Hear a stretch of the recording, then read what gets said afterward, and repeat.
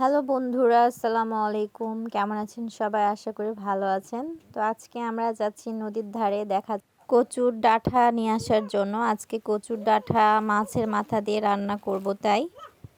তো বাসার আশেপাশে আগে অনেক কচুর ডাঁটা পাওয়া যেত, বাট এখন কোনো কচুর ডাঁটা পাওয়া যায় না। কচুর গাছই নাই, সব গাছ মরে গেছে। তো এই জন্য নদীর ধারে যাচ্ছি, দেখা যাক পাওয়া যায় কিনা। চামড়া ভালো লাগে এই লেবু। সামনেই হলো আমাদের ধানের মাঠ। ধানগুলো সব পেকে গেছে, আর কিছুদিন পর থেকে ধান কাটা শুরু হবে, খুব জোর আর 5-6 দিন পর। বাতাসে অনেক ধান পড়ে গিয়েও অনেক ক্ষতি হয়েছে অনেকের। তো পাশে একটা জলপাইয়ের গাছ, তো আমরা ভাবছি দেখি জলপাই পাওয়া যায় কিনা।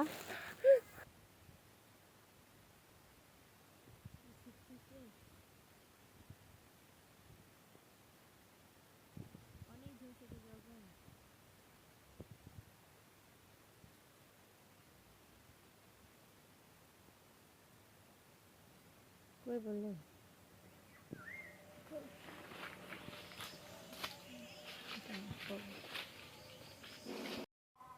আলতোকান মিষ্টি।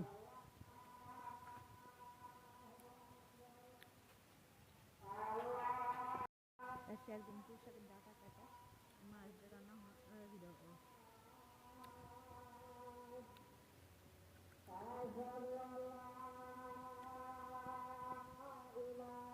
অলরেডি আসরের আজান দিয়ে দিয়েছে, সময় হাতে খুবই কম। নদীর ধারে যাব, আবার আসব, আবার রান্না করব, অনেক টাইম লেগে যাবে। দেখেন ধানের কত ক্ষতি হয়েছে।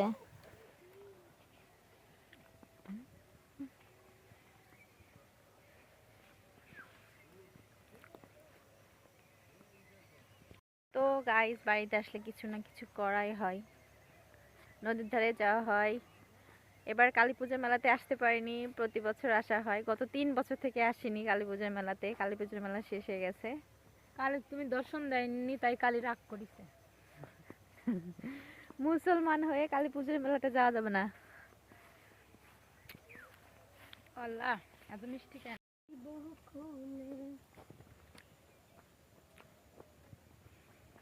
এগুলা কলার গাছ কার? অর্ধেক মিষ্টির অর্ধেক মাছের। আর দেখেন কেউ আমাকে কলাই তো আছে আমার। কাঁচ কলাই তো আছে আমাকে রে। হয় আমি তো কচু দাঁড়ান কেন কলা কেন কেন সেটা কচুর ডাঁটা কাটতে পারছি, কচুর ডাঁটা কাটতে কালকে এসে কলাগুলা এগুলা কার মিঠু দে। চাম্পারানি হয় আর কি। এই যে নদীর পানি, এই যে ওইটা হলো আমাদের নদী। এটা হলো আত্রাই নদী। আজকে নদীর কাছে যাচ্ছি না, আমি এর আগে দেখিয়েছি আপনাদের নদী। তখন নদীতে পানি ছিল না, আর নদীর যখন এপার ওপার পানি হয় তখন এই পাশ ওই পাশ একদম মানে ভরে যায়, তখন টাপটোপা পানি থাকে এগুলোতে।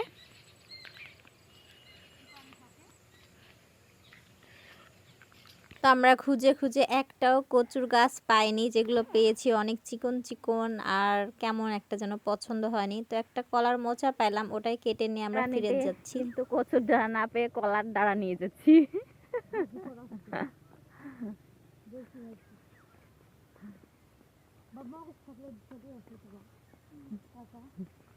কাকা মোবাইলে ব্যস্ত। কচুর ডাঁটা নেওয়ার জন্য, কিন্তু কচুর ডাঁটা পুরো এলাকা জুড়ে খুঁজে পাইনি। আসলে আগে আনাচে কানাচে আদারে বাদারে কত কচুর ডাঁটা পাওয়া যেত, বাসার সামনেও কত কচুর ডাঁটা থাকতো, কিন্তু এখন খুঁজেই পাওয়া যায় না। আস্তে আস্তে সব কিছু কেমন বিলুপ্ত হয়ে যাচ্ছে। তো কচুর ডাঁটা না পেয়ে আমরা কলার ডাঁটা নিয়ে চলে যাচ্ছি ছাগলকে খাওয়ানোর জন্য। আর একটা মোচা পেয়েছি, দেখা যাক আরেকটা যদি মোচা পাওয়া যায় তাহলে মোচার ভর্তা করা হবে।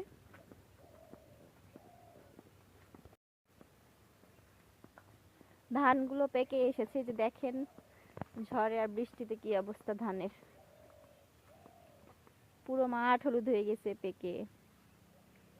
তা তুই একটা কথাই বললু রে।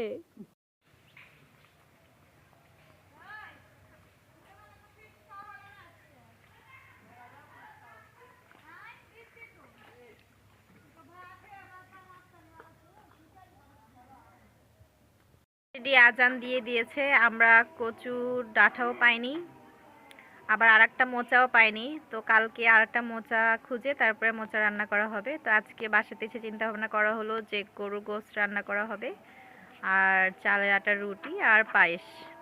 আমার ভাই সকালবেলা পায়েস খেতে চেয়েছিল, তাই সেটা মাথায় রেখে এগুলো করা হচ্ছে। আসলে বাসাতে আসলে মানে আমার বাবার বাড়িতে আসলে তো এটা খাওয়া হয়, মানে চালের আটার রুটিটা খাওয়া হয়, এটা নর্মাল ব্যাপার। চিতই পিঠা বলেন, যে কোনো পিঠা এগুলো খাওয়া হয়।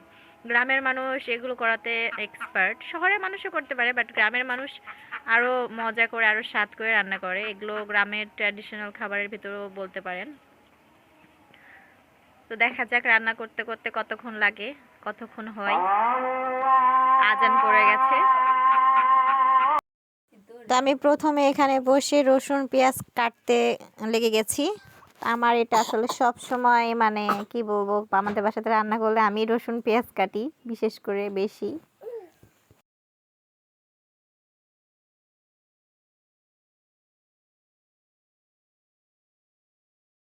চালের রুটি করবে, তাই এখানে পানি বসিয়ে দিল খুমির করার জন্য। এখানে আম্মু আর শামিমা মিলে এখানে খুমির করছে, মানে আমার ভাইয়ের বউ মিলে। তো একজন নাড়াচাড়া করছিল আর একজন আটা দিচ্ছিল। দুইজন হলে খুমির মারাটা খুবই ভালো হয়।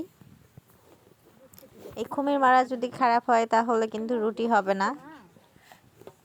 তো এই জন্য আর কি খুমিরটা অনেক সাবধানের সাথে মানে রেডি করছে। খুমির বলতে আমরা বুঝাই আটা গোলানো, মানে চালের আটা যেভাবে আটা গোলাই আর কি, সেটাকেই আমরা নরমই তো ভালোই নরম।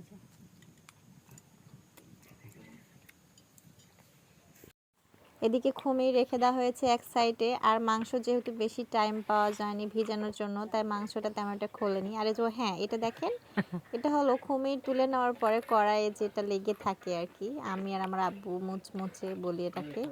তো এটা খেতে খুব পছন্দ করি, আব্বুও খাচ্ছিল, আমিও খাচ্ছিলাম। এই বাপ বেটি ভাগ করে নিয়েছি, সবাই খায় না। তো গরুর গোস্ত মাখিয়ে রেডি করে ফেলেছে, গরুর গোস্ত তুলে দিবে, আর পাশে বসে আমরা রুটি ভাজবো। তা আমি বলছিলাম যে আমি মাংস রান্না করি আর তোমরা রুটি বানাও।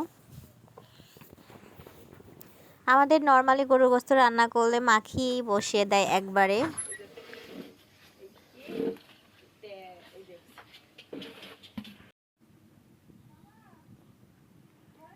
আমার আজমাইন বসে গেছি রান্না করতে। গোস্ত রান্না করবো আজকে আমরা, গরু গোস্ত।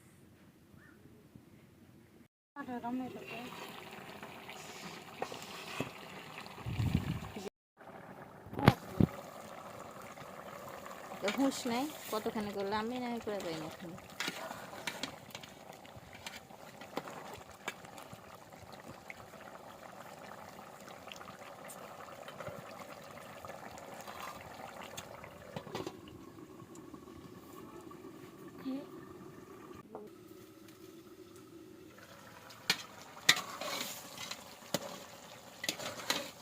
ভাত আর মাংস রান্না প্রায় শেষ হয়ে গেছে, এখন রুটি ভাজা হবে। আজমান বাবু খুব বিরক্ত করছে, তাই আম্মু ওকে নিয়ে একটু বাহিরে হাঁটাহাঁটি করছে, তাই আমাকেই রুটি বানাতে হচ্ছে। আর ভিডিও করা সম্ভব না, কারণ আজমান কান্নাকাটি করছে। সব শেষে পায়েস রান্না করা হবে, কিন্তু আমার ভাই বাজার থেকে আসতে লেট করছে, চিনি নেই বাসাতে, তাই পায়েসটা অনেক রাতে রান্না করতে হবে। তো আজকের ভিডিও এই পর্যন্তই। আমার ভিডিও কেমন লাগলো প্লিজ কমেন্টস করে জানাবেন। আর যদি আমার চ্যানেলে নতুন হয়ে থাকেন প্লিজ সাবস্ক্রাইব করে পাশে থাকবেন।